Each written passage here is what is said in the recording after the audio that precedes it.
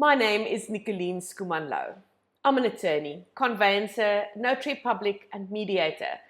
I practice as such at Skuman Law Incorporated, based in Paarl and in Cape Town, South Africa, where we proudly serve the legal needs of the entrepreneur.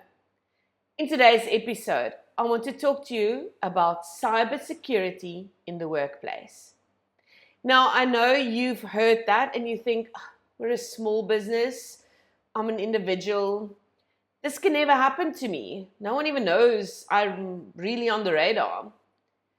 I'm sorry to tell you, but statistically speaking, the majority of cybersecurity breaches actually happens on an individual basis and in a small to medium-sized business basis.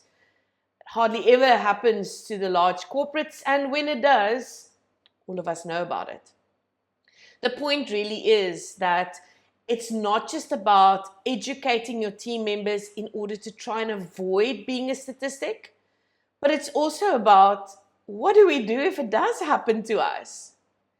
I think for many of us and many of our team members, they would not even realize that a cyber security breach has occurred, unless, of course, that it plays itself out like some series on Netflix where there's a ransom amount in Bitcoin or some other cryptocurrency. The point really is that from a legal perspective, it's important that each member of our team understands what cybersecurity is, to understand the basics in keeping the organization safe, not to click on links, to question why is this said to be an attachment and it's a link and not an attachment, to be wary, to question if someone is sending you messages out of the ordinary and it really doesn't seem to sound like this person.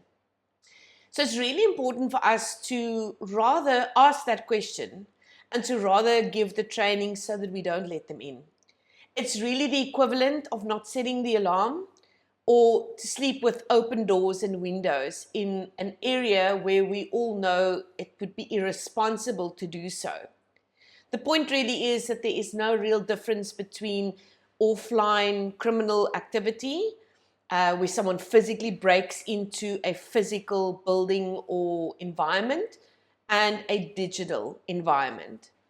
And we need to be as vigilant as we would be in the physical world, in the digital world.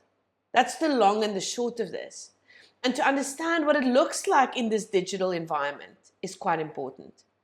And then importantly, we need to document. So if it does happen, what happens? Who do we call? What do we say?